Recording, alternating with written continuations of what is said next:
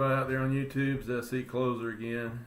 I had a late night last night. We were out watching some original bands play last night. It's a little rough today.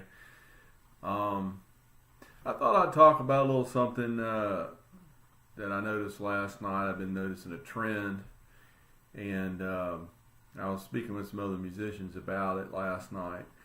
In Columbia, South Carolina, we have kind of a music scene that's developing with a lot of the more original bands, and there's a real camaraderie, and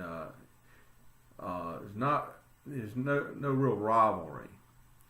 And we were discussing it, and a lot of the cover bands in this area seem to have more of a rivalry. And whether it's a real rivalry or if it's fictitious, that I'm not real sure about. But the original bands are really supporting each other, and they're really coming together, and they're putting on these shows. And of course, there's not much money in it or anything like that, but they're getting their music out there. Most of the crowd are musicians. We all go to watch each other play. Now, the show I saw last night, they had several bands playing. Most were local acts, but I think we had one act come down from Charlotte, and they were pretty good. They were real good. But Bona Lisa played last night. A band called The Haves, they played last night. We had No Power, No Crown. Those are the guys from Charlotte. Those guys are incredible. We had Stardog last night. It's one of our local bands here in Columbia that we're real proud of. And we had Osara play last night. They're another one of our local bands that we're very proud of. They're all a little bit different. And they're different genres and stuff. And they all came together to do these shows. And, they all are very good bands. I mean, we really enjoyed watching them.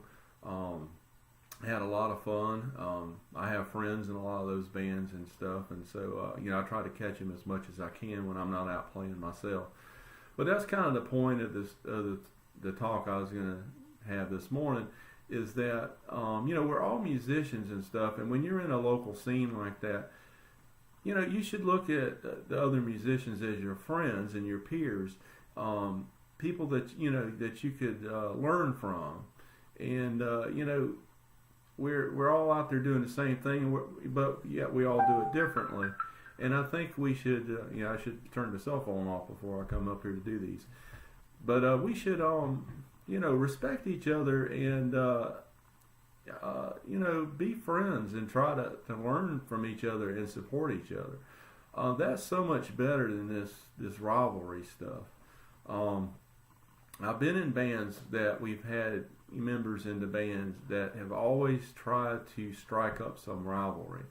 You got to have some rival band or enemy band or something, and we got to do better than this band and stuff.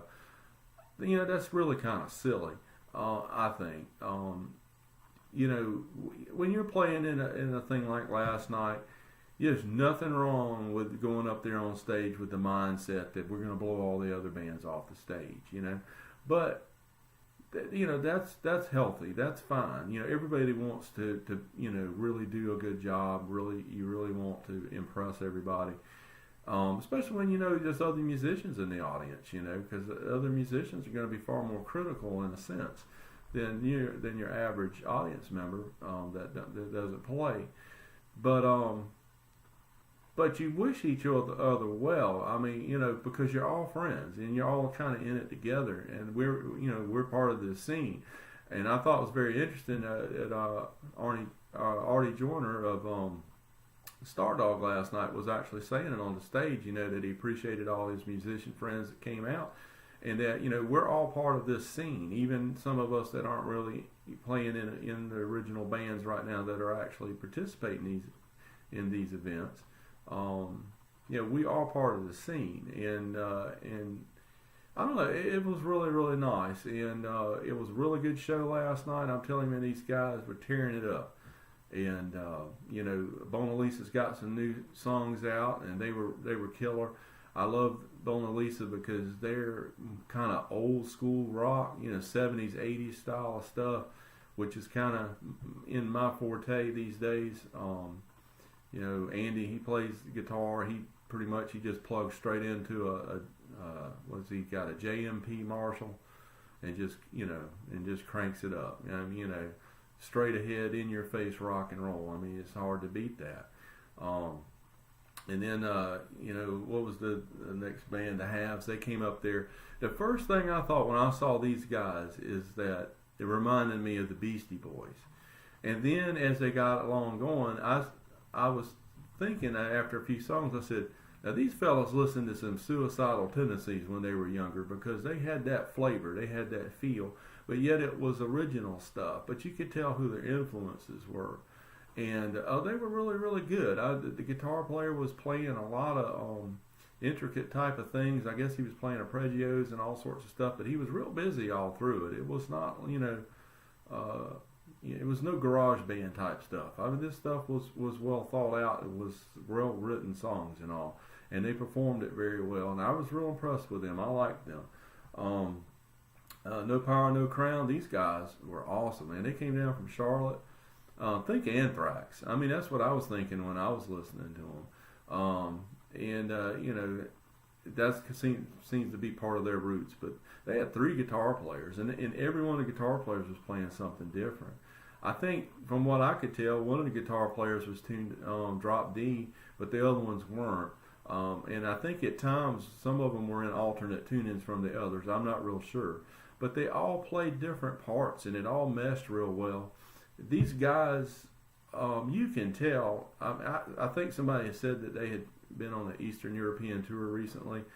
You can tell these guys have played together for a long time. They had the stage act down really good. They interacted really well, and it was really, really fun to watch these guys. I mean, they really got me kind of up and going. I started feeling like I was young again. Hell, I wanted to stage dive, man. I tell you, it was pretty good. Well, anyways, and then Stardog came up. Stardog is one of our local favorite bands. I got a lot of friends in that band. Matter of fact, their lead singer had been in a band with me before in the past. And I always loved these guys. These guys have kind of a 70s, 80s arena rock sound. And to me, I mean, you could really tell they have a lot of 80s influence. And I think their guitar player, Bo Long, he was out in Hollywood in the late 80s. He was kind of at the tail end of that of the scene out there, in the Hollywood scene back then. And you can really tell that they have a lot of that influence in that band. They got an awesome keyboard player in that band, and the drummer. I mean, the whole band just top to bottom, top notch. And they got a new bass player now. I think he's from New York. That's the first time I saw him play. I don't remember his name. I'm sorry about that, but this guy's killer, man. He's really, really killer on the bass. And they always entertain so well. Artie's always been a great front man. He's very entertaining. He never stands still. It's hard to even get a picture of him on the stage because by the time my camera takes the picture, he's done moved and all. But they're always great to listen to. And they got a lot of original tunes out, and they had one that I have heard before because I've heard the recording, but I had never seen them play it live. And I'm gonna tell you, playing it live, man, it was really cool because the dynamics, you cannot capture the dynamics in a recording of that song to get the full effect of it. And I talked to Bo last night after they played about that, and it was, man, you could feel it. It was really, really good. And Sarah came on. I had to kind of leave because it was getting really late and everything, and I heard some of their music when they were playing. These are a little bit younger guys, but they really have it going on. I was actually talking a lot in the back with a lot of the other guys when they were playing, and but I could hear them out there, and they were sounding really, really good. And I know a lot of people were saying they were killing it last night. And they are an incredible band as well, and can't report as much on them, but it was great, and it was a lot of fun. So these guys all work together to do these shows, and it's really nice, and it's really refreshing.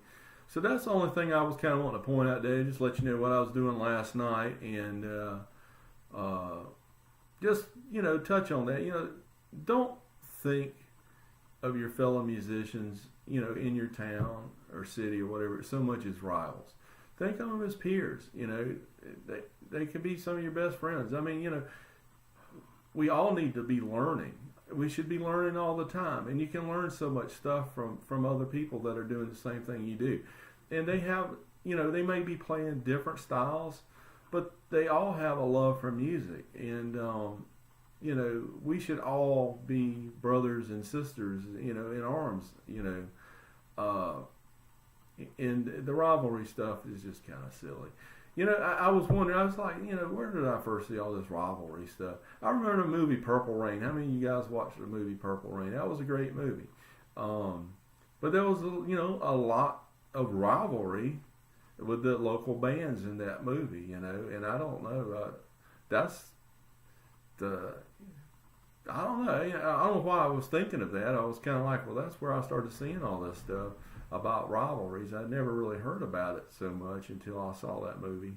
Well, that was a long time ago, back in the 80s. I don't know if it came from that or not. I'm not saying that it did. But it is what it is. But anyway, that's all I got to say today. I got to run out of town and do some stuff. Got to help some people clean up after the hurricane. But anyway, until next time, I'll catch you later.